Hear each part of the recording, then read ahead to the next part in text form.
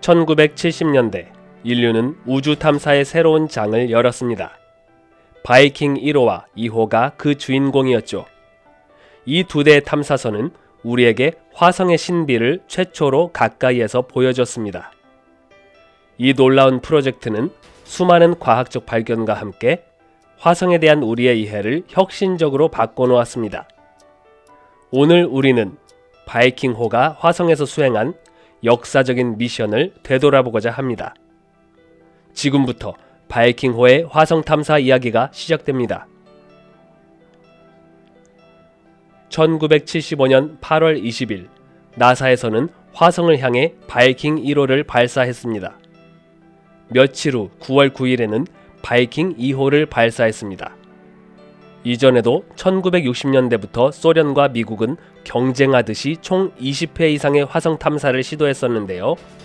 발사 후 폭발하거나 통신이 두절되거나 화성의 표면에 충돌하여 파괴되는 등 대부분 실패하는 과정을 거쳤기 때문에 나사 과학자들은 잔뜩 긴장하면서 화성 탐사 미션을 진행했습니다. 이번에는 성공적으로 화성의 착륙까지 완료해서 제대로 된 탐사를 진행하고 그곳에서 새로운 무언가를 발견하길 고대하고 있었죠. 두 탐사선이 발사된 지 1년도 안 돼서 1976년 6월에 바이킹 1호가 화성 궤도에 진입했고, 이어서 두 달 후 8월에는 바이킹 2호도 성공적으로 화성 궤도에 안착했습니다. 두 탐사선은 모두 궤도선과 착륙선으로 구성되어 있었습니다. 일단 궤도선이 공중에서 화성의 지형을 탐색하고 착륙선이 안전하게 착륙할 수 있도록 적합한 위치를 파악하는 임무를 수행했습니다. 바이킹 1호가 7월 4일에 화성 착륙하는 것이 계획이었는데 궤도선이 탐색해본 결과 착륙을 강행할 수 없었습니다. 계획되었던 지점에 바위가 너무 많은 것으로 확인되었기 때문이죠. 그래서 새로운 장소를 검토했고 바이킹 1호는 아폴로 11호가 달에 착륙한 지 정확히 7년이 지난 1976년 7월 20일에 화성에 안전하게 착륙하게 됩니다. 바이킹 1호와 2호 두 탐사선의 착륙선은 모두 다 성공적으로 궤도선으로부터 분리되어 각각 7월 20일과 9월 3일에 화성 표면에 착륙하였습니다. 인류 역사상 최초로 성공적인 화성 표면 착륙을 했는데 그것도 두 대나 한꺼번에 성공한 것입니다. 바이킹 1호의 착륙선은 1976년 7월 20일부터 1982년 11월 13일까지 화성 표면을 탐사했고, 바이킹 2호의 착륙선은 1976년 9월 3일부터 1980년 4월 11일까지 화성 표면에서 임무를 수행하며 여러 장의 사진들을 지구로 전송했습니다. 지금부터 바이킹 1호와 2호가 촬영해서 전송한 화성의 사진들을 보겠습니다. 먼저 바이킹 1호가 촬영한 것들입니다. 1976년 7월 20일 바이킹 1호가 착륙한 직후에 화성의 첫 지표면 사진을 전송했습니다. 역사적인 순간이었죠. 사진 중앙에 있는 큰 돌의 지름이 10cm 정도 됩니다. 오른쪽에 착륙 다리도 보입니다. 착륙한 당일 화성 표면에서 바이킹 1호가 촬영한 최초의 파노라마 사진입니다. 화성의 늦은 오후에 촬영되어 태양이 낮게 떠 있는 모습이 보입니다. 왼쪽 먼 곳에 밝은 색상의 고원이 보입니다. 사진상에 보이는 지평선까지는 약 3km 정도 떨어져 있습니다. 착륙 후 하루가 지났습니다. 1976년 7월 21일 바이킹 1호의 첫 번째 컬러 사진입니다. 붉은 토양이 지표면을 덮고 있습니다. 1976년 8월 3일 이른 아침에 촬영된 모래 언덕입니다. 착륙 후 한 달이 지난 1976년 8월 20일에 촬영된 화성의 일몰 장면입니다. 태양은 이미 지평선 아래로 넘어간 상태입니다. 화성에서만 볼 수 있는 푸른 노을이 보입니다. 이것은 아침에 촬영된 화성의 하늘입니다. 빠져들 것 같은 신비로운 색상입니다. 1977년 5월 26일 화성 토양 샘플을 채취한 후 촬영된 사진입니다. 태양 복사와 풍화작용의 영향을 받지 않는 토양을 채취하기 위해서 상당히 깊게 판 부분도 보입니다. 1978년 2월 11일 이 큰 바위의 너비는 2m 정도 됩니다. 붉은 흙으로 덮여있는 모습입니다. 덮이지 않은 부분은 지구상의 현무암과 색상이 비슷해 보입니다. 아마도 충돌 크레이터로부터 방출된 용암이 식어서 생성된 것이라고 추측합니다. 왼쪽 하단에 보이는 기계장치는 바이킹 1호 착륙선의 원자력 발전 장치 덮개입니다. 2006년 12월에 화성의 공중에서 촬영된 바이킹 1호의 모습입니다. 이때는 활동하지 못하는 상태라 방치된 모습입니다. 다음으로 바이킹 2호가 촬영한 것들입니다. 1976년 9월 3일 바이킹 2호가 화성 표면에 착륙한 직후 촬영한 사진입니다. 크기가 수미터에 달하는 암석들이 흩어져 있습니다. 일부 구멍들이 파인 암석을 보면 지구에서 화산 용암이 식어서 생성된 것과 유사합니다. 약간 왜곡되어 보여서 지평선 중앙이 움푹 들어가 보이는데 실제로는 아주 평평한 지형입니다. 화성 시간으로 오전 10시가 넘은 시점이라 태양이 사진 위로 벗어나 있습니다. 바이킹 2호가 촬영한 첫 컬러 사진입니다. 태양을 등지고 찍은 사진입니다. 붉은 흙으로 덮인 표면입니다.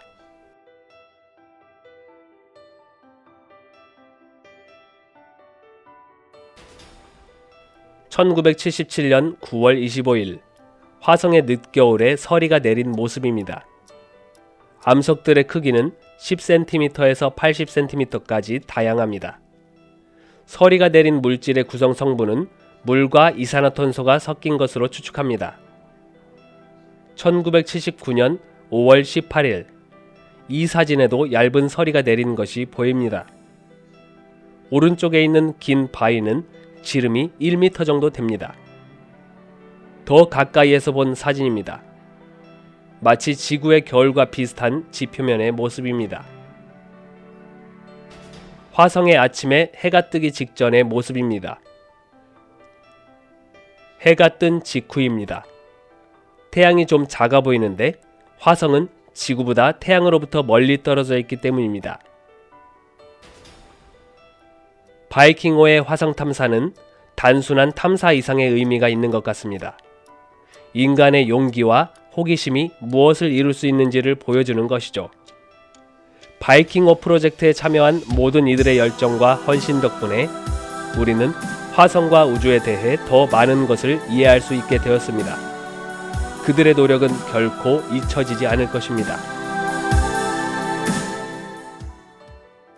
1976년 바이킹호가 화성 착륙에 성공하면서 인류는 화성 착륙의 꿈을 이루었습니다. 그로부터 약 20년이 지난 후 1997년 인간의 꿈과 호기심이 그 한계를 다시 한번 넘어섰습니다. 마스 패스파인더가 그 꿈의 실현자였죠. 마스 패스파인더의 임무는 단순한 탐사가 아니었습니다. 그보다 20년 이전에 화성을 탐사했던 바이킹호가 보지 못한 심도 있는 비밀을 캐내는 것이었죠. 오늘 우리는 마스 패스파인더의 화성 탐사 이야기를 보려고 합니다. 마스 패스파인더는 본체인 착륙선과 이동식 로버인 소저너로 구성되어 있습니다. 1996년 12월 4일에 지구에서 발사되어 7개월 후 1997년 7월 4일에 화성에 착륙하였습니다. 마스 패스파인더는 1976년에 바이킹 탐사선이 착륙한 이후로 약 20년 만에 화성 착륙을 성공한 탐사선입니다. 바이킹 탐사선의 임무가 종료된 후 오랫동안 화성 지면 탐사를 못했기 때문에 큰 의미가 있었죠.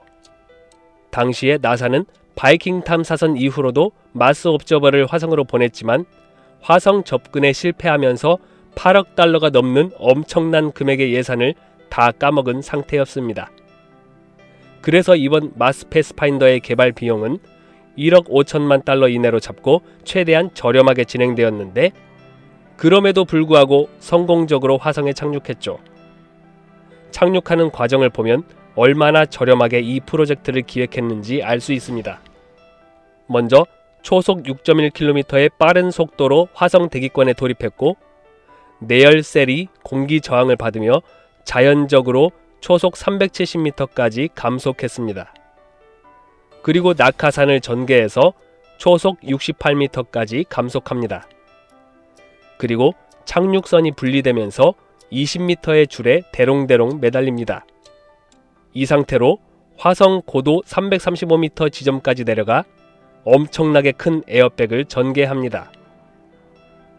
그리고 고도 96m 지점에서 로켓을 분사해서 감속하고, 마지막에는 고도 21.5m에서 매달린 줄을 끊어 그대로 지표면에 초속 14m의 속도로 떨어졌죠. 15번 정도 지면에 튕긴 후에 정지하게 됩니다.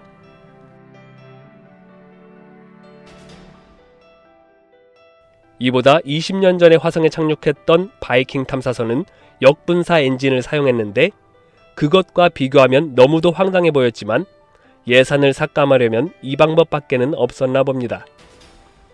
에어백을 이용한 착륙이 성공하자 몇 년 후에 화성에 보낸 스피릿과 오퍼튜니티 로버도 이 같은 방법으로 착륙을 했죠. 패스파인더의 착륙 장소는 화성의 북반구에 위치한 아레스 발리스였습니다. 이곳은 화성에 대한 정보를 수집하기에 좋은 암석들이 많은 곳이었습니다. 착륙 이후에 착륙선은 태양 전지판 3개를 펼쳤고, 부속되어 있던 소저너 로버가 나와서 활동을 시작했습니다.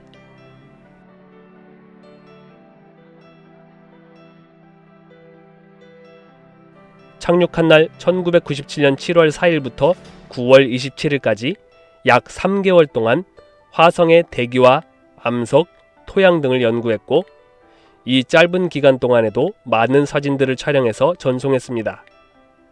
지금부터 마스 패스파인더가 촬영한 화성의 모습을 보겠습니다.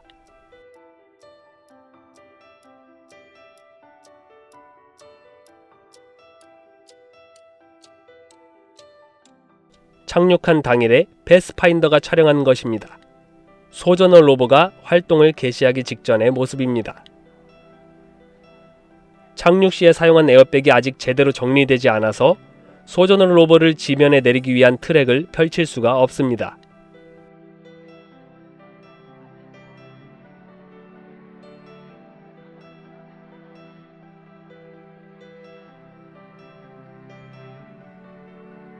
드디어 소저너 로버가 트랙을 타고 착륙선에서 내려왔습니다.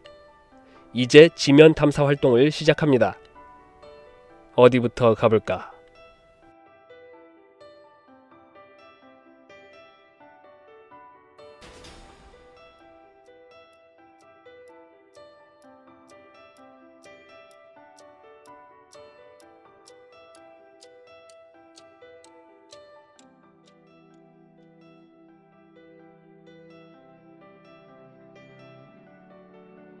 소저너가 활동을 시작한 직후 착륙선을 보며 사진을 촬영했습니다. 소저너가 본 패스파인더의 모습. 패스파인더가 소저너를 멍하니 보고 있는 것 같네요. 잠깐만 마실 좀 갔다 올게. 패스파인더가 착륙한 아레스발리스 지역을 파노라마 촬영한 것입니다. 암석 앞에 멈춰있는 소저너 로버의 모습도 보입니다. 소저너 로버가 X선을 이용해 정보를 수집하는 중입니다. 같은 곳에서 소저너 로버의 시점으로 촬영된 것입니다. 왼쪽 아래에는 소저너의 앞바퀴가 보입니다. 소저너 로버가 착륙선 옆에 널브러져 있는 에어백을 촬영했습니다. 소저너 로버가 또 다른 암석을 분석하고 있습니다. 소저너는 이런 식으로 계속해서 여러 암석들의 성분을 분석했습니다.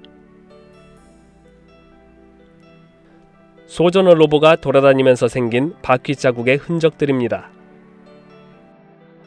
마스 패스파인더가 촬영한 화성의 일몰 장면입니다.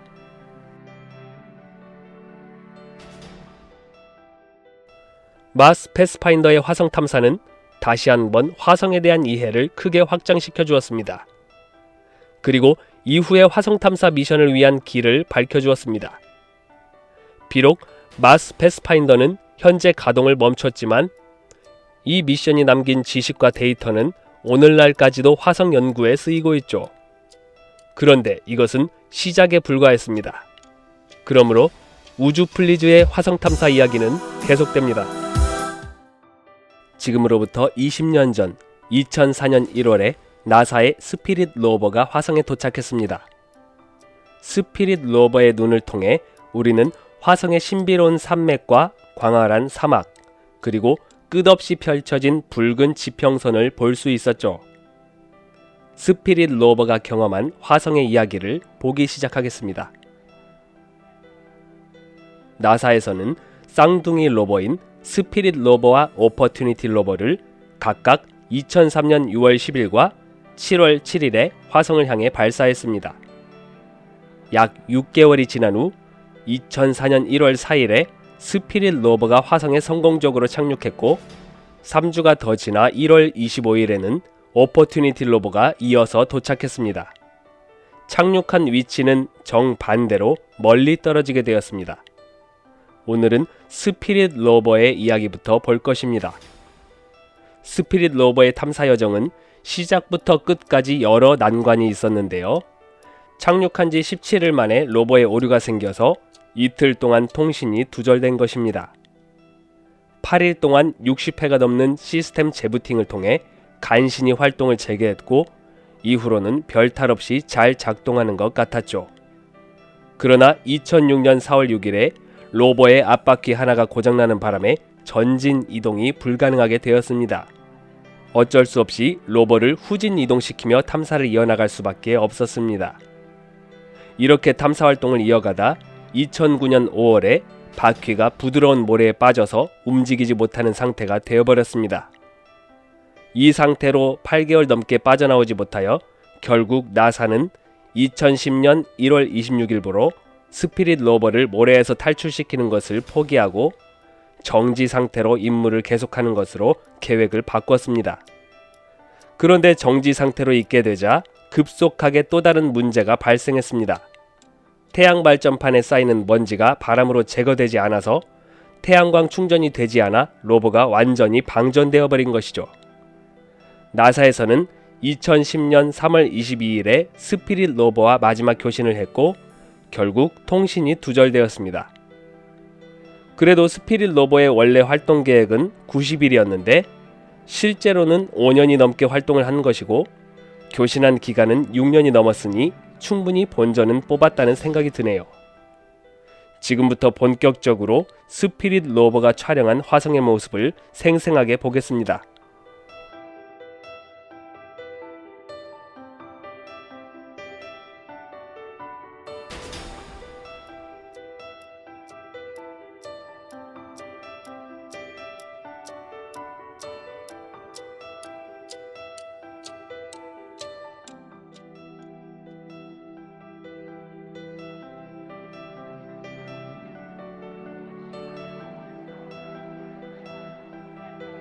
(2004년 1월 4일) 스피릿 로버가 화성에 착륙한 직후 착륙 지점을 보며 촬영한 것입니다. 아직 착륙선 위에서 내려오지 않은 상태입니다. 스피릿 로버가 착륙한 지 이틀 후 2004년 1월 6일에 촬영한 첫 번째 컬러 사진입니다. 착륙한 지 6일이 지난 2004년 1월 10일에 촬영된 장면입니다. 스피릿 로버가 자신이 가야 할 길을 바라보고 있습니다. 2004년 1월 15일 스피릿 로버가 뒤를 보고 촬영한 장면입니다. 로버가 타고 있던 착륙선이 보입니다. 스피릿 로버가 화성에 착륙한 지 2주가 지난 2004년 1월 18일에 촬영된 착륙선의 모습입니다. 착륙 시에 스피릿 로버를 감싸고 있던 에어백은 공기가 다 빠져 있고 이제는 자리만 지키는 쓸모없는 상태입니다. 저 멀리 오른쪽에 보면 약 3km 떨어진 곳에 스피릿 로버가 도달하게 될 콜롬비아 언덕이 보입니다. 콜롬비아 언덕을 좀 더 자세하게 보면 이렇게 여러 개의 언덕으로 구성되어 있습니다. 스피릿 로버가 촬영한 파노라마 사진입니다. 왼쪽은 테네시 계곡입니다. 오른쪽에 보면 스피릿 로버가 만들어낸 바퀴 자국이 보입니다.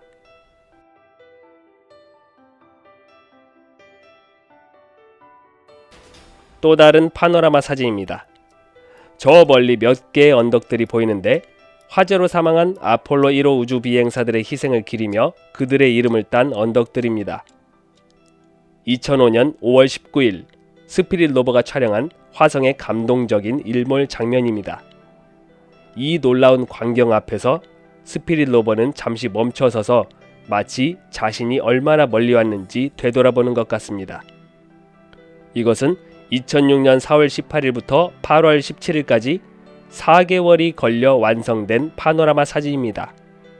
이렇게 기나긴 시간을 스피릿 로버가 이 자리에 멈춰서 사진만 찍고 있었던 이유가 뭘까요? 이 시기에 스피릿 로버가 위치했던 화성의 남반구는 겨울이었는데요. 화성의 겨울은 무지막지하게 춥습니다.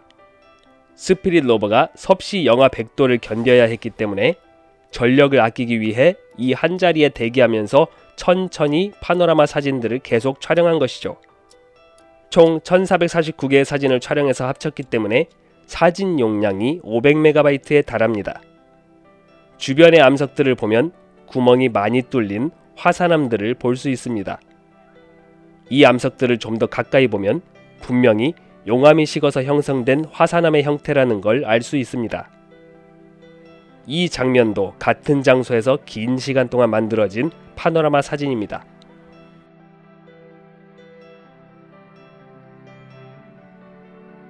(2007년 8월 26일) 스피릿 로버의 태양 전지판을 보면 먼지가 많이 쌓여 있습니다. 그래도 로버는 아직 이상 없이 작동 중인데 이 먼지가 너무 많이 쌓여 결국 태양광 발전이 되지 않아 나중에 방전되고 말았죠. 2년 전에 촬영된 같은 구도의 사진을 보면 시간이 지날수록 먼지가 계속 누적되어 왔다는 것을 확인할 수 있습니다. 2009년 5월에 촬영된 장면인데요. 스피릿 로버의 바퀴가 모래에 파묻혀서 더 이상 움직이지 못하는 상태입니다. 이곳에서 10일 동안 겨우 36cm 정도만 움직일 수 있었습니다. 이미 3년 전에 앞바퀴 하나가 고장나서 스피릿 로버는 줄곧 후진으로 이동 중이었는데 결국 모래에 파묻혀서 이제는 완전히 꼼짝 못하게 된 상황입니다. 그리고 이렇게 스피릿 로버의 화성 탐사 여정은 마무리되었습니다. 스피릿 로버는 예상했던 수명을 훨씬 넘어서면서 인류에게 화성의 놀라운 모습과 비밀을 전해주었습니다.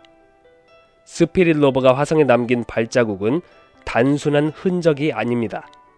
아직 알려지지 않은 세계를 향해 나아가려는 우리의 의지를 보여주는 상징이죠. 스피릿 로버의 탐사 임무는 끝났지만 인류의 화성을 향한 탐사는 이후로도 계속되었습니다. 화성은 아직 많은 비밀을 간직하고 있고 우리는 그 미지의 세계를 향한 모험을 멈추지 않을 것입니다. 그러므로 우주 플리즈의 화성 탐사 여행은 계속됩니다. 2004년의 화성 착륙, 그곳에서 무려 14년간의 긴 시간을 보낸 탐사 로버 오퍼튜니티의 이야기입니다. 당시에는 이 로버가 90일 정도만 활동할 것으로 예상했는데요. 예상했던 활동 기간을 훌쩍 넘어 60배나 더 길게 살아남아서 엄청난 탐사 성과를 달성했죠. 상상해보세요. 끝없이 펼쳐진 화성의 붉은 사막, 그곳에서 오퍼튜니티가 14년 동안 남긴 깊은 바퀴 자국들. 우리는 오늘 영상을 통해 오퍼튜니티가 화성의 붉은 표면 위에서 보낸 기간 동안 그곳에서 본 놀라운 풍경들을 함께 살펴볼 것입니다. 오퍼튜니티가 마주한 거대한 분화구, 신비로운 암석, 그리고 화성의 날씨까지 우리가 지금까지 잘 알지 못했던 화성의 모든 모습들을 바로 지금부터 만나게 될 것입니다. 나사에서는 똑같이 생긴 탐사 로버인 스피릿과 오퍼튜니티를 각각 2003년 6월 10일과 7월 7일에 화성을 향해 발사했습니다. 약 6개월이 지난 후 2004년 1월 4일에 스피릿 로버가 먼저 화성에 착륙했고 3주가 더 지나 1월 25일에는 오퍼튜니티 로버가 이어서 도착했습니다. 두 대의 로버 모두 약 90일 동안만 화성에서 운행할 것으로 예상했었는데 스피릿 로버는 6년이나 활동했고 오늘의 주인공인 오퍼튜니티 로버는 무려 14년씩이나 활동을 지속했습니다. 이 로버의 최대 속력은 초속 5cm이고 평균 속력은 초속 0.89cm입니다. 거의 달팽이 속력과 비슷하죠. 이렇게 느리지만 14년 동안이나 주행했기 때문에 총 주행거리가 45km를 넘었습니다. 달팽이 속력으로 서울 여의도에서 인천국제공항까지 도달한 것과 같습니다. 그건 그렇고 똑같은 모델인 스피릿과 오퍼튜니티 로버를 동시에 화성에 보낸 이유가 뭘까요? 몇 가지 중요한 이유가 있습니다. 일단 두 대를 보내면 착륙 성공 확률이 높겠죠. 역사적으로 봐도 행성 착륙은 실패율이 많아서 한 대가 착륙 실패하더라도 나머지 한 대가 착륙에 성공하면 이상 없이 탐사할 수 있으니까요. 그리고 스피릿과 오퍼튜니티는 서로 반대편 지역에 착륙했는데요. 이렇게 서로 다른 지역에 착륙한다면 더 다양한 정보를 수집할 수 있고 두 대가 각각 조사한 데이터를 비교해서 데이터 신뢰도를 높여 정확한 정보 수집이 가능하게 될 것입니다. 그렇다면 오퍼튜니티는 어떤 정보를 수집하기 위해 화성에 갔을까요? 화성의 대기와 기후를 정확히 알기 위해, 화성의 지질학적 정보를 알기 위해, 그래서 최종적으로 화성 유인 탐사를 준비하기 위함입니다. 미래 언젠가는 인간이 화성에 발을 디딜 수 있는 날이 올 수도 있는데요. 현재 화성에 대한 지식과 기술만으로는 인간을 화성에 보내는 것이 너무나 위험하기 때문입니다. 위험 부담과 비용을 최대한 줄이기 위해 화성의 정확한 정보들을 수집하려고 스피릿과 오퍼튜니티가 동시에 화성에 간 것입니다. 오퍼튜니티가 처음 착륙했던 곳은 평지가 아니라 충돌구였습니다. 충돌구란 다른 작은 천체가 떨어져 생긴 구덩이 형태의 지형이죠. 이곳 주변의 토양과 암석을 조사했는데 산화철로 이루어진 암석들이 있었고 놀랍게도 그곳에는 블루베리처럼 생긴 것들이 셀 수도 없이 많이 흩어져 있었습니다. 이런 특징을 가진 것들은 물이 있는 곳에서 생성되므로 과거 화성에는 물이 존재했다는 추측을 할 수 있었습니다. 이후로 인듀어런스 분화구에 가서는 우주 공간에서 날아온 운석도 발견했습니다. 그리고 여기서 하늘을 촬영했는데 하얀 섬유 모양을 하고 있는 화성의 구름도 발견했죠. 이렇게 다양한 발견들을 하고 있던 오퍼튜니티에게 위기가 있었습니다. 화성 탐사를 시작한 지 1년이 조금 넘은 2005년 4월에 모래 언덕에서 바퀴가 파묻혀버린 것입니다. 다행히도 2달 가까이 과학자들이 노력한 결과 오퍼튜니티를 안전하게 탈출시켜 임무를 지속하게 되었습니다. 이런 경험을 교훈 삼아 2006년 9월에 지름이 800m 정도 되는 빅토리아 크레이터에 도착했을 때 탐사 가치가 높으면서도 가장 안전한 지점으로 진입하기 위해 1년 동안이나 크레이터를 맴돌았습니다. 그리고는 진입했다가 금방 나와버렸죠. 오퍼튜니티와 비슷한 시기에 화성에 도착한 쌍둥이 스피릿 로버도 이후에 모래에 바퀴가 파묻히는 사고가 있었는데 스피릿 로버는 그 자리에서 나오지 못하고 방전이 되고 말았죠. 2005년에 모래 언덕에서 기사회생했던 오퍼튜니티는 이후로 13년의 긴 시간 동안 열심히 탐사 활동을 이어가다 2018년 6월에 발생한 관측 이래 최대 규모의 모래 폭풍 때문에 잠시 동면 상태로 전환했습니다. 4개월 후 모래 폭풍이 잠잠해지면서 다시 활동을 재개하려 했으나 오퍼튜니티의 태양 발전판을 완전히 덮어버린 먼지 탓에 충전이 되지 않아 여기서 탐사 활동이 끝나게 됩니다. 이렇게 약 14년 동안 45km 이상의 거리를 이동하면서 탐사를 해온 오퍼튜니티 로버가 화성에서 본 것들은 무엇이었는지 지금부터 생생하게 함께 보겠습니다.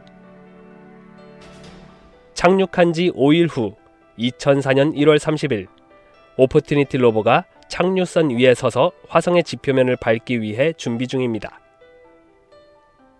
착륙한 지 6일이 지난 후 2004년 1월 31일 오퍼튜니티 로버가 타고 온 착륙선을 내려와서 촬영한 것입니다. 자신을 보호해주던 둥지를 보고 있는 셈이죠. 착륙한 지 8일 후 2004년 2월 2일 착륙선 앞에 서서 오퍼튜니티가 최대한 먼 곳을 바라보며 파노라마 사진을 촬영했습니다. 오퍼튜니티 로버가 착륙 시에 탑승하고 있던 착륙선의 모습을 다시 보고 있습니다. 화성에 착륙한 지 약 3주 후 2004년 2월 18일에 촬영되었는데요. 에어백의 공기는 다 빠져 있고 이제는 자리만 지키고 있는 쓸모없는 상태입니다. 이제 오퍼튜니티는 이곳을 떠나 모험을 시작하려 합니다. 2004년 4월 23일에 촬영된 프렘 크레이터의 모습입니다. 크레이터의 직경은 8m 정도 됩니다. 2004년 11월 4일 오퍼튜니티가 주행하기 험난한 곳을 통과한 뒤 촬영한 장면입니다. 2004년 11월 16일 인듀어런스 분화구 위에 펼쳐진 화성의 구름입니다. 하얀 섬유 모양을 하고 있어서 지구의 권운형 구름과 유사합니다. 구름의 성분도 지구와 비슷하게 물과 얼음 입자로 되어 있을 거라 추측합니다. 왼쪽에 태양도 함께 촬영되었습니다. 2005년 1월 6일 철과 니켈이 많이 함유된 농구공 크기의 운석이 발견되었습니다. 지구가 아닌 다른 행성에서 발견된 최초의 운석이죠. 운석의 모습을 가까이에서 봅니다. 2005년 7월 28일에 촬영된 파노라마 사진입니다. 마치 지구상의 사막과 비슷한 모습입니다. 2005년 11월 23일부터 12월 5일까지 12일 동안 촬영된 파노라마 사진입니다. 오퍼튜니티 로버의 태양 전지판도 보입니다. 2006년 3월 7일에 촬영된 파노라마 사진입니다.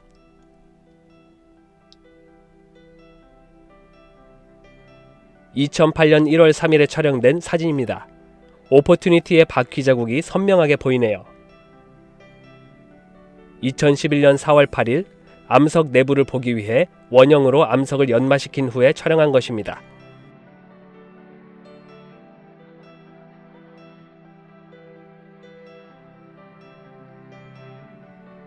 2015년 1월 22일에 촬영된 지름이 22km에 달하는 엔데버 크레이터의 모습입니다.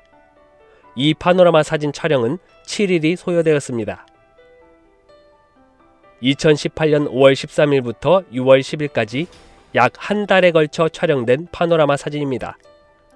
오퍼튜니티 로버의 태양 전지판이 먼지로 뒤덮여 방전되기 전에 촬영된 마지막 파노라마 사진이죠.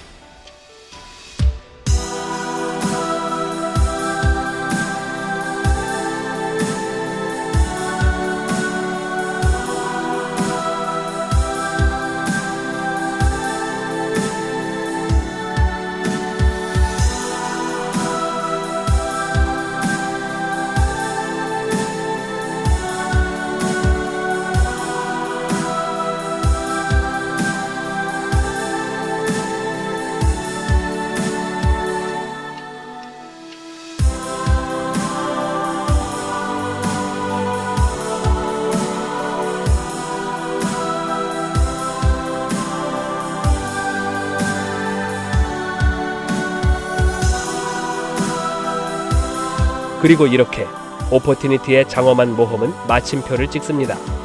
90일 동안의 임무가 14년 동안의 역사적 탐험으로 바뀌면서 오퍼튜니티는 인류에게 새로운 가능성을 열어주었습니다. 14년 동안 오퍼튜니티와 함께 울고 웃었던 시간들이 인류의 우주과학 발전에 눈부신 기여를 한 것이죠. 오퍼튜니티 로버의 작은 바퀴들은 멈췄지만 오퍼튜니티의 이야기와 발견들은 우리 곁에 남아있습니다. 오퍼튜니티는 이제 휴식에 들어갔습니다. 이제 곧 다음 화성 탐험의 주자가 등장합니다. 우주 플리즈의 화성 모험은 계속됩니다. 2008년 나사에서는 화성의 북극에 존재하는 얼음과 토양 아래 숨겨진 비밀을 밝혀내기 위해 피닉스 탐사선을 보냈습니다. 피닉스 탐사선은 자칫 잘못하면 착륙에 실패할 수도 있었지만 극적으로 살아남아서 화성 탐사 역사상 최초로 화성의 북극을 생생하게 촬영했고 탐사선 중에 최초로 화성 토양 샘플을 채취했습니다. 오늘 우리는 화성에서 거의 탐사되지 않은 미개척 지역인 북극으로 가볼 것입니다. 피닉스 탐사선은 지구에서 2007년 8월 4일에 발사되어 9개월 후 2008년 5월 25일에 화성의 북극에 착륙했습니다. 피닉스는 화성의 극지방에 최초로 착륙 성공한 탐사선이라 더욱 특별합니다. 이전에 나사는 1999년 12월에 마스 폴라랜더를 화성의 남극에 착륙시킨 적이 있었지만 통신이 두절되어 착륙 지점조차도 알 수 없었죠. 화성의 북극에 착륙한 피닉스 탐사선의 탐사 목표는 무엇이었을까요? 무엇보다 극지방에 있는 화성의 물에 대해 연구하기 위함이었습니다. 화성의 대기는 지구보다 훨씬 얇아서 지표면의 물이 쉽게 증발합니다. 그래서 일반적인 지역에서는 물을 찾는 것이 힘들겠죠. 증발된 물은 화성 극지방의 차가운 환경에서 다시 응축되어 지표면에 떨어지기 때문에 극지방 지표면에는 다른 지역보다 물이 많이 존재합니다. 그러므로 화성의 물을 연구하기 위해서는 북극이나 남극 지역으로 가야 할 수밖에 없었죠. 화성의 북극의 기온은 가장 따뜻할 때 섭씨 영하 30도, 가장 추울 때는 섭씨 영하 120도까지 내려갑니다. 그래서 피닉스 탐사선을 만들 때 이런 가혹한 환경을 잘 견디도록 해야만 했는데요. 튼튼하게 만들어야 하면서도 예산은 충분하지 않았기 때문에 나사에서는 고민이 많았습니다. 국리 끝에 개발 시간과 비용을 모두 절감하는 기발한 방법을 생각했는데 2000년도에 프로젝트가 중단된 마스 서베이어 2001 착륙선의 부품들을 그대로 이용하는 것이었습니다. 피닉스라는 이름을 가진 신화 속의 불사조처럼 죽었던 착륙선이 다시 살아난 것입니다. 그리고 피닉스 탐사선을 이동식 로버가 아니라 한자리에 고정된 상태로 탐사하도록 만들었습니다.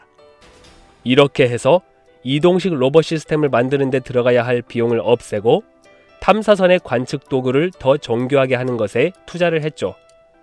피닉스 탐사선이 착륙하게 될 화성의 북극 지역은 다른 곳들에 비해 지형이 균일한 분포를 갖고 있어서 굳이 이동하면서 탐사할 필요도 없었습니다. 여기에다 착륙 과정에서도 착륙 엔진은 최소한으로만 가동하고 낙하산에 많이 의존하는 방향으로 설계해서 비용 절감 효과를 봤습니다.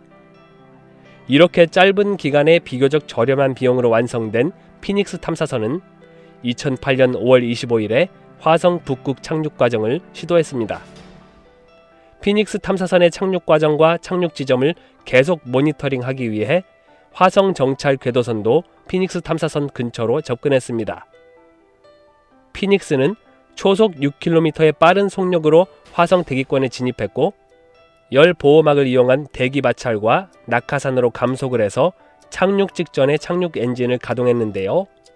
낙하산이 펼쳐지는 타이밍이 늦는 바람에 예상했던 착륙 지점을 벗어나게 되었고 며칠 동안 피닉스의 정확한 위치를 확인할 수 없었습니다. 다행히도 4일 후에 화성 정찰 궤도선이 샅샅이 수색해서 피닉스의 위치를 확인했고 오히려 이런 사고가 행운으로 작용해서 피닉스는 평평하고 안정적인 지표면에 잘 착륙해 있었습니다. 당시에 피닉스가 착륙한 곳은 해가 지지 않는 백야 현상이 있는 곳이었습니다. 우리 지구도 자전축이 23.5도 기울어져 있어서 북극에서는 여름에 몇 달에 걸쳐서 밤에도 해가 지지 않는 백야 현상이 있죠. 화성도 자전축이 25.2도나 기울어져 있어서 지구와 마찬가지로 극지방에서는 백야 현상이 있습니다. 피닉스가 착륙한 지점은 착륙한 시점부터 약 3개월 동안 백야 현상이 있을 예정이라 상대적으로 기온이 급감하지도 않고 밝은 낮이 지속되어서 탐사하기에 딱 좋은 조건이었죠. 피닉스 탐사선은 태양 전지판을 쓰기 때문에 태양빛을 하루 종일 받을 수 있다는 것은 최고의 조건이었습니다. 착륙한 후에 피닉스에 탑재된 로봇 팔로 화성의 북극 땅을 파서 분석한 결과 수증기가 발견되었고, 나사에서는 2008년 7월 31일에 화성에서 물을 발견했다는 공식 발표를 했습니다. 이후로 약 3개월 동안 탐사 임무를 수행한 후에 9월 초에 이르러 백야 현상이 끝나 해가 지게 되었습니다. 이제는 밤이 되면 해가 지고 아침에는 뜨게 되었고, 한 달 조금 더 지나면서부터는 일조량이 너무 감소되어 피닉스 탐사선의 전력이 다 소모되었고, 11월 2일에 대성공을 뜻하는 트라이엄프라는 단어를 지구로 전송한 후에 생을 마감합니다. 이렇게 몇 달 동안에 걸쳐 지구보다 훨씬 추운 화성에서, 그것도 가장 추운 북극 지역에서 피닉스 탐사선이 본 것들은 무엇이었는지 지금부터 생생하게 구경해 보겠습니다. 화성 정찰 궤도선이 촬영한 피닉스의 착륙 당시 모습입니다. 낙하산에 매달려 있습니다. 사진상에는 10km 직경의 거대한 크레이터 속으로 하강하는 것처럼 보이지만 실제로는 크레이터 옆으로 20km 떨어진 지점에서 하강하는 중입니다. 피닉스 탐사선이 착륙 직후 촬영한 것입니다. 피닉스의 다리가 보입니다. 착륙 시에 흩날린 먼지들이 가라앉아서 피닉스 다리에 덮여 있습니다. 피닉스 탐사선이 착륙하고 몇 시간 후에 촬영한 장면입니다. 연중 내내 얼어있는 영구 동토층의 모습인데요. 지표면이 다각형 형태로 균열이 있는 특징적인 모습을 볼 수 있습니다. 피닉스 탐사선이 착륙한 지점 주변을 촬영한 사진들을 합쳐서 만들어낸 사진입니다. 착륙 다음 날 촬영된 것입니다. 미국의 국기와 DVD도 보입니다. DVD에는 미래의 화성을 탐사하러 오게 될 우주 비행사에게 전하는 메시지들이 담겨 있습니다. 지표면을 자세히 본 사진입니다. 얼음으로 뒤덮인 모습입니다. 착륙한 지 5일이 지난 후 2008년 5월 30일, 피닉스 다리 근처에 밝은 표면이 있는데 얼음으로 보입니다. 가까이서 촬영된 것을 보면 얼음 형태가 확실히 보입니다. 몇 주에 걸쳐서 촬영된 파노라마 사진입니다. 수백 장의 사진을 촬영해서 합친 것입니다. 지표면을 자세히 보면 다각형 패턴의 균열들이 보입니다. 지구에 있는 영구 동토층의 패턴과 아주 유사하죠. 피닉스 탐사선의 태양 전지판과 본체의 모습도 보입니다.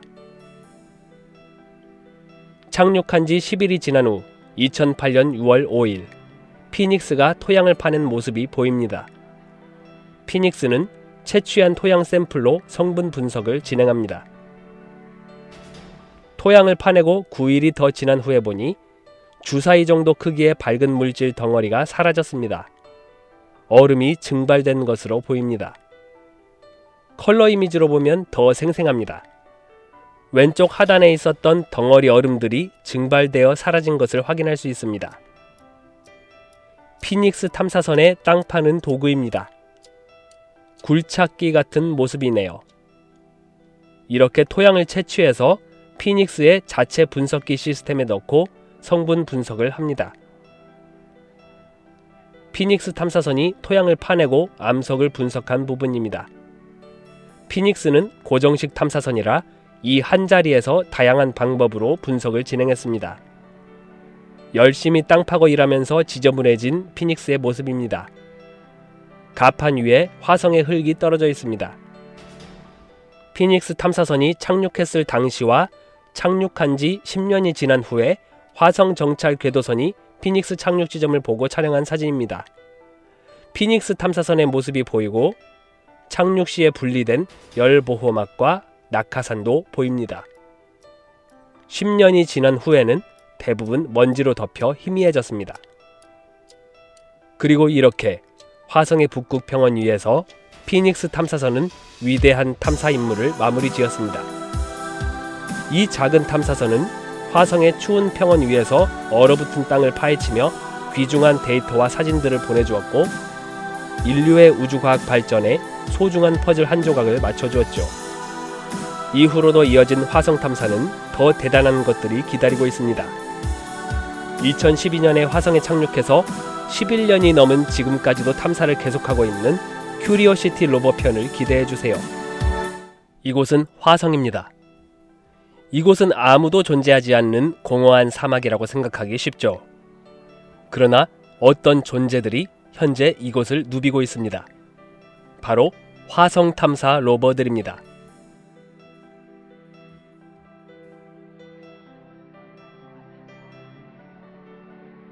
우리 지구에서 사람의 손으로 만들어서 화성까지 쏘아 올린 로버들이 바로 이곳 화성에서도 활발하게 움직이고 있습니다. 이 중에 오늘의 주인공은 큐리오시티 로버입니다. 큐리오시티 로버는 화성에 착륙한 지 11년이 넘었는데요. 아직까지도 활발히 활동 중입니다. 큐리오시티 로버의 이야기를 시작합니다. 큐리오시티 로버는 2011년 11월 26일에 지구에서 발사되어 약 8개월 후 2012년 8월 6일에 화성에 도착했습니다. 큐리오시티가 착륙한 곳은 직경이 154km나 되는 게일 크레이터 내부였는데, 이 크레이터 전체가 큐리오시티 로버의 활동 무대입니다. 이 파노라마 촬영 사진은 게일 크레이터의 북쪽 가장자리의 모습을 보여주고 있습니다. 큐리오시티는 이전의 화성 탐사선들보다 훨씬 크고 무거운데요. 이 로버의 길이는 2.9m, 너비는 2.7m, 높이는 2.2m나 되고 무게가 899kg에 달합니다. 거의 자동차만한 크기입니다. 거대한 만큼 각종 탐사 장비들도 많이 들어가 있는 최첨단 탐사 로버로 제작되었는데, 이렇게 로버에 첨단 장비를 많이 탑재한 것은 미래 화성 유인 탐사를 준비하기 위함이었습니다. 인간이 직접 화성에 탐사를 하러 가는 것은 수많은 위험 요소가 따르기 때문에 화성의 환경에 대해 아주 자세한 정보를 얻기 위해서 미리 탐사 로버를 보낸 것이죠. 큐리오시티는 화성에 착륙하는 과정도 이전의 탐사선들과 달랐습니다.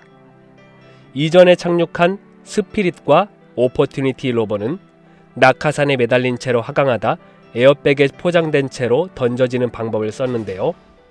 오늘의 주인공 큐리오시티 로버는 너무 무겁기 때문에 이 방법을 썼다가는 부서질 것이 뻔했습니다. 그래서 다른 방법을 사용했습니다. 낙하산에 매달려 하강하다 지면에 가까워지면 낙하산을 분리하면서 역추진 로켓을 분사해서 감속하고, 이후에 크레인을 이용해서 큐리오시티 로버를 지면에 내리는 스카이 크레인 방식이었죠. 여기에다 착륙 안정성을 더하기 위해 착륙 과정에서 큐리오시티 로버에 달린 충격 흡수 장치를 통해 로버에 가해지는 충격을 완화시켰습니다. 이전의 화성 착륙 탐사선들은 착륙 과정에서 완전히 수동적으로 착륙선에게 자신의 몸을 맡겼었는데요.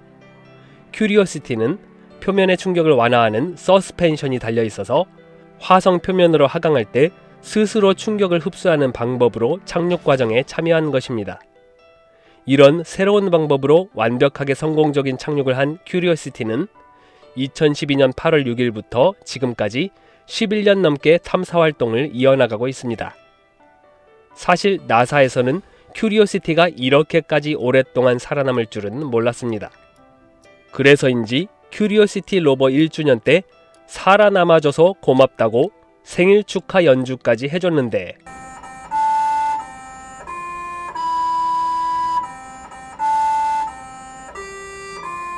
지금은 큐리오시티가 생일이 되어도 연주는 안 해주고 있습니다.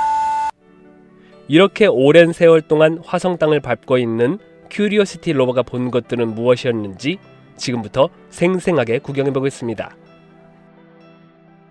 큐리오시티가 낙하산을 타고 화성 표면으로 하강하는 장면입니다.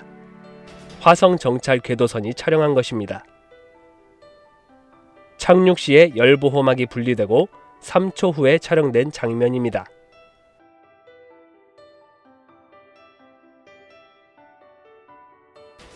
착륙 직후 촬영된 것입니다. 멀리 보이는 샤프산은 약 5,500m 높이로 백두산보다 2배나 더 높습니다. 샤프산은 큐리오시티가 활동하는 게일 크레이터의 중앙에 있습니다. 착륙 2일 후 2012년 8월 8일 샤프산의 하단부를 촬영한 것입니다. 같은 날에 샤프산을 바라보며 촬영한 파노라마 사진입니다. 큐리오시티 로버는 샤프산까지 약 20km 정도 떨어진 곳에 있습니다. 착륙 3일 후 2012년 8월 9일에 촬영된 사진입니다. 자갈들이 깔려있는 땅 너머에 멀리 게일 크레이터의 가장자리가 보입니다. 큐리오시티 로버가 착륙 시에 사용한 역추진 로켓으로 인해 생긴 자국이 보입니다. 2012년 8월 23일에 촬영된 것입니다. 샤프산의 하단부입니다. 뾰족하게 생긴 언덕의 크기는 폭이 300m, 높이가 100m 정도 됩니다. 네모 표시된 부분에 있는 어두운 암석은 큐리오시티 로버와 거의 같은 크기입니다. 2012년 9월 20일 샤프산을 촬영한 것입니다. 색상 조정을 한 것이라 하늘이 파랗게 보이는데 실제 화성 하늘의 색상은 스카치 캔디 색상에 가깝습니다. 탐사 중에 촬영한 큐리오시티 로버의 전체 모습입니다. 화성에서는 이런 사진들을 찍어줄 사람이 없을 텐데 대체 이런 사진들은 누가 찍어줬을까? 이렇게 생각할 수도 있는데요. 이것은 큐리오시티 로버 자신이 촬영한 셀카 사진입니다. 2020년에 화성에 간 퍼서비어런스 로버도 이런 셀카 사진들을 자주 촬영했는데 로버가 자신의 팔에 달린 카메라로 1시간 가까이 여러 장의 사진들을 여러 각도로 촬영하고 그 사진들을 모두 이어붙여서 완성된 사진입니다. 로버의 활동 모습을 화성 배경과 함께 볼 수 있어서 더 생생하게 느껴지죠. 2012년 10월 7일 탐사 중 처음으로 스쿱을 이용해서 화성 지표면의 모래와 먼지를 뜬 장면입니다. 스쿱의 크기는 4.5cm, 7cm입니다. 2012년 11월에 약 한 달에 걸쳐서 촬영된 파노라마 사진입니다.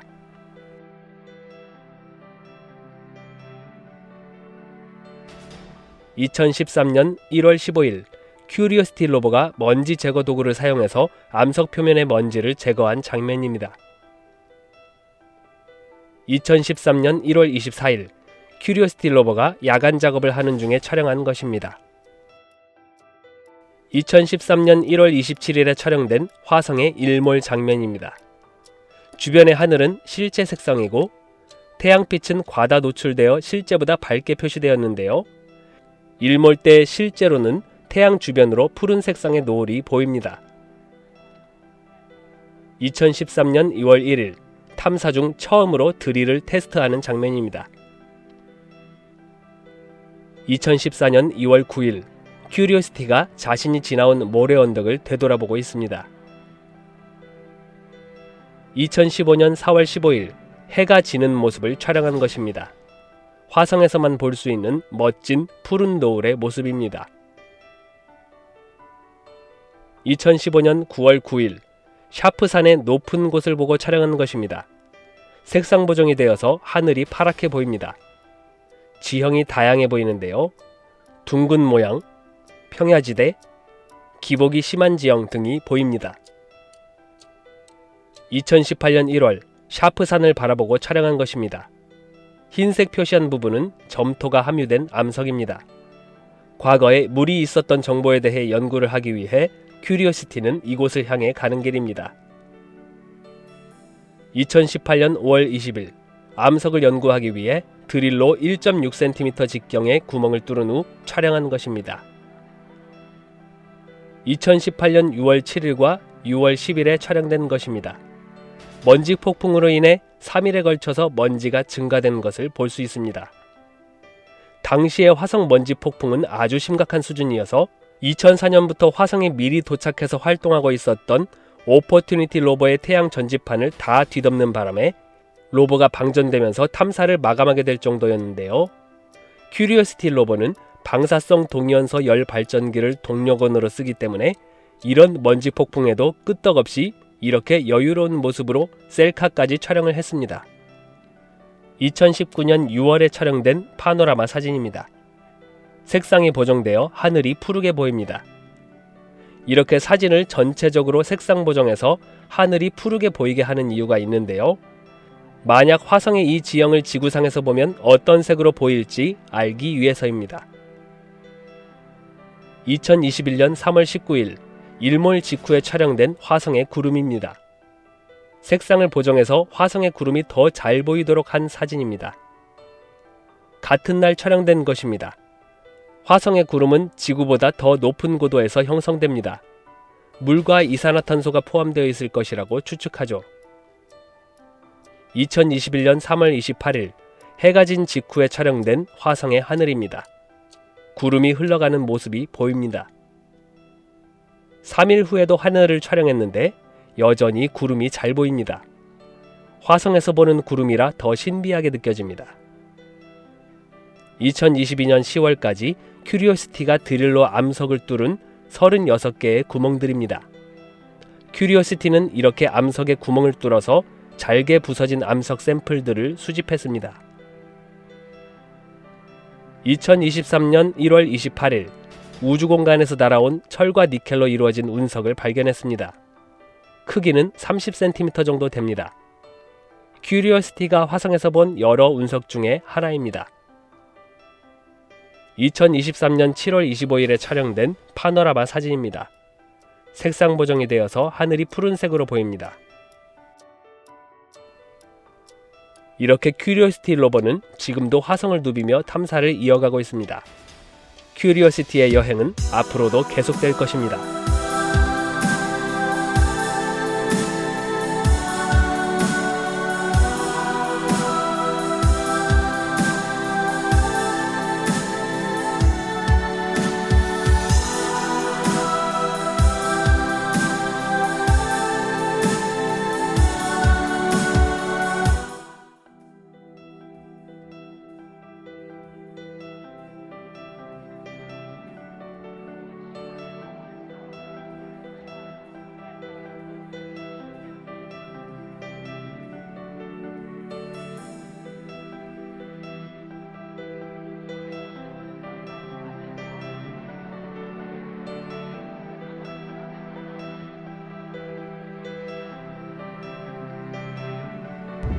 나사에서 화성에 보낸 가장 마지막 탐사 로버 퍼서비어런스 로버의 이야기입니다. 퍼서비어런스 로버는 2020년 7월 30일에 발사되어 약 7개월 후 2021년 2월 18일에 화성에 착륙했습니다. 퍼서비어런스 로버가 착륙할 당시에 녹화된 모습을 봅니다.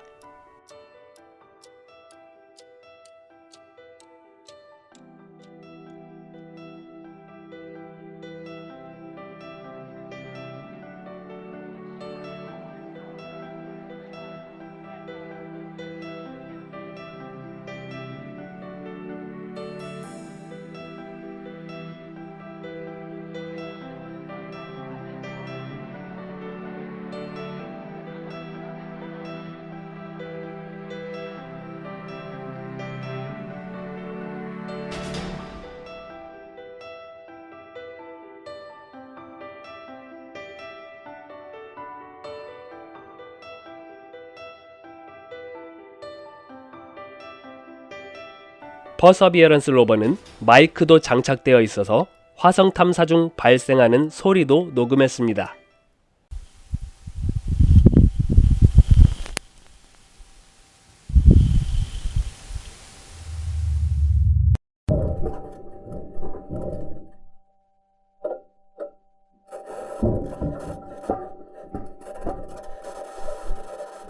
퍼서비어런스 로버는 인제뉴어티 헬리콥터와 함께 화성에 도착했는데요. 인제뉴어티 헬리콥터는 퍼서비어런스 로버 아래 부분에 보호덮개 안에 담긴 채로 화성에 도착했습니다. 인제뉴어티 헬리콥터가 함께 화성에 간 이유는 퍼서비어런스 로버가 도달하기 힘든 절벽이나 험한 지형을 비행하며 탐사하기 위해서였습니다. 화성 지표면 위를 낮은 고도로 날아다니면서 퍼서비어런스 로버가 탐사할 대상을 탐색하고 길을 안내하는 역할을 하는 것이죠. 그런데 헬리콥터가 프로펠러를 돌려서 날아다니기 위해서는 지구처럼 대기가 충분히 존재해야 합니다. 화성은 대기압이 지구의 1%밖에 안 될 정도로 너무 희박해서 일반적인 회전 로터로는 충분한 양력이 생기지 않아 날아다닐 수가 없죠. 그래서 인제뉴어티 헬리콥터는 무게가 1.8kg으로 최대한 가볍게 만들고 로터 회전수를 초당 40회가 되도록 높여서 화성에서도 날 수 있도록 설계되었습니다.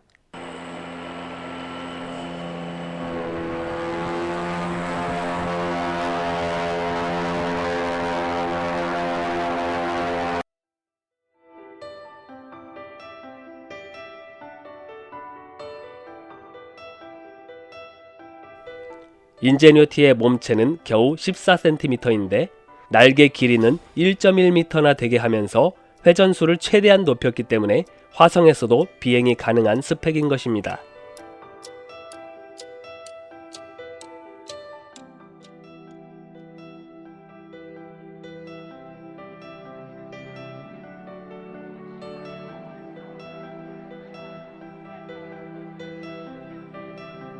인제뉴어티의 도움과 함께 퍼서비어런스 로버는 이곳저곳을 돌아다니면서 탐사를 했는데요. 퍼서비어런스만의 특별한 미션으로 화성의 암석을 채취해서 2031년도에 지구로 가져오는 화성 샘플 리턴이라는 대단한 미션을 수행하고 있습니다. 퍼서비어런스 로버에도 각종 분석 장비가 탑재되어 있지만 직접 암석을 채취해서 지구로 가져와서 훨씬 정교한 분석을 하기 위한 미션입니다. 나사와 ESA가 이 미션을 위해 협력 설계한 구체적인 방법을 보면 마치 영화의 한 장면 같습니다. 퍼서비어런스 로버, 착륙선, 그리고 우주선이 마치 릴레이 경주처럼 바톤 터치를 하는 방식으로 진행될 예정이죠. 처음 단계에서는 퍼서비어런스 로버가 화성의 암석과 표면 물질을 밀봉된 튜브에 저장합니다. 혹시나 퍼서비어런스 로버가 고장나서 움직이지 못할 경우를 대비해 몇 개의 샘플 튜브들은 화성 표면에도 배치해 놓습니다. 여기까지는 현재 퍼서비어런스 로버가 벌써 진행한 상황입니다. 그리고 향후에 샘플 튜브들이 배치된 지역 근처에 다른 착륙선이 도착할 것입니다. 그러면 퍼서비어런스 로버가 샘플 튜브들을 착륙선까지 가지고 가서 전달해 줍니다. 샘플 튜브들이 작은 로켓 위에 배치되고 이 로켓이 발사되어 화성의 궤도를 돌며 대기하고 있던 우주선이 샘플들을 전달받습니다. 그리고 나서 샘플들을 지구로 발사하는 것입니다. 지구에 가져오게 될 물질은 화성의 암석과 토양뿐만 아니라 화성의 공기까지도 포장해서 오게 됩니다. 이렇게 혁신적인 방법으로 화성 탐사를 하고 있는 퍼서비어런스 로버와 인제뉴어티 헬리콥터가 본 것들은 무엇이었는지 지금부터 생생하게 함께 보겠습니다. 화성에 착륙한 지 3일 후 2021년 2월 21일에 촬영된 파노라마 사진입니다. 퍼서비어런스 로버가 착륙한 제지로 크레이터의 가장자리가 보입니다. 2021년 3월 5일에 촬영된 파노라마 사진입니다.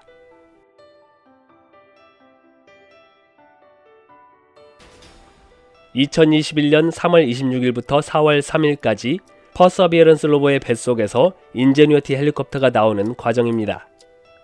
보호덮개를 해제하고 인제뉴어티 헬리콥터가 나와서 다리 4개를 펼친 후에 바닥으로 떨어집니다. 2021년 4월 4일 퍼서비어런스 로버가 인제뉴어티 헬리콥터를 보고 촬영한 것입니다. 인제뉴어티 태양 전지판의 왼쪽 부분에 모래가 덮여 있는 것이 보입니다. 2021년 4월 7일 퍼서비어런스 로버와 인제뉴어티 헬리콥터의 모습입니다. 이런 사진은 누가 가서 찍어준 것일까? 혹시 조작인가? 라고 생각하실 수도 있는데요. 퍼서비어런스 로봇 팔에 달린 왓슨 카메라로 1시간 가까이 여러 장의 사진들을 여러 각도로 촬영한 후에 그 사진들을 모두 이어붙인 셀카 사진입니다. 2021년 8월 5일 인제뉴이티 헬리콥터가 11번째 비행 중 촬영한 것입니다. 멀리 보면 퍼서비어런스 로버의 모습도 포착되었습니다. 2021년 9월 10일에 촬영된 셀카입니다. 퍼서비어런스 로버가 암석 샘플을 채취하기 위해 뚫은 2개의 구멍 흔적이 보입니다. 2021년 9월 24일에 화성 공중에서 촬영된 것입니다. 퍼서비어런스 로버는 물결무늬처럼 보이는 지형에 서 있고 착륙 시에 사용했던 낙하산과 부속이 로버에서 2km 떨어진 능선에 놓여 있습니다. 2022년 3월 17일 퍼서비어런스 로버가 자신이 지나온 길을 되돌아보고 있습니다. 바퀴 자국이 선명하게 보입니다. 2022년 4월 19일에 인제뉴이티 헬리콥터가 26번째 비행 중에 8m 상공에서 촬영한 것입니다. 퍼서비어런스 로버가 착륙 시에 감속하기 위해 사용했던 낙하산이 바닥에 널브러져 있고 함께 부착되어 있던 원뿔 모양의 등받이가 부서진 채로 놓여져 있습니다. 낙하산과 등받이는 고도 2100m에서 벌어져서 지면에 시속 160km의 속도로 충돌했습니다. 2022년 4월 퍼서비어런스 로버가 촬영한 화성의 일식 장면입니다. 포보스 위성이 태양을 가리는 모습입니다. 2023년 3월 18일 해 뜨기 직전에 촬영된 화성의 구름입니다.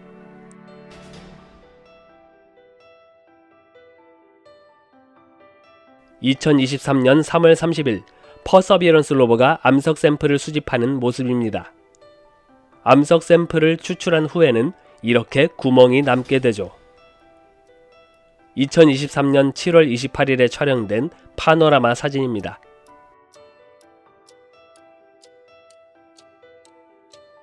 (2023년 11월에) 촬영된 파노라마 사진입니다.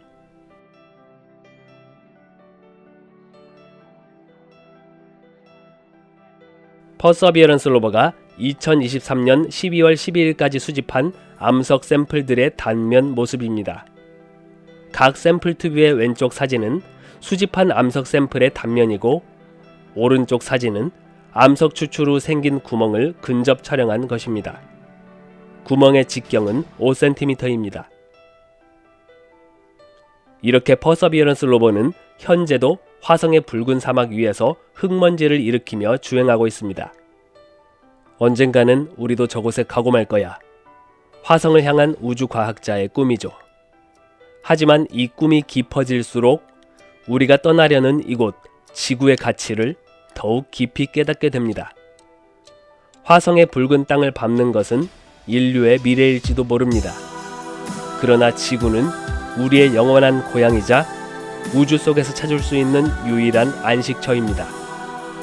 우주의 무한한 가능성을 탐험하는 것도 중요하지만 지구에 대한 사랑을 잊어서는 안 될 것입니다. 우리가 발 딛고 서 있는 이 행성은 우리의 뿌리이자 우리가 돌아와야 할 최종 목적지이기 때문입니다. 기억해야 합니다. 우리의 미래가 우주 속에 있을지라도 지구는 영원히 우리의 집이라는 것을.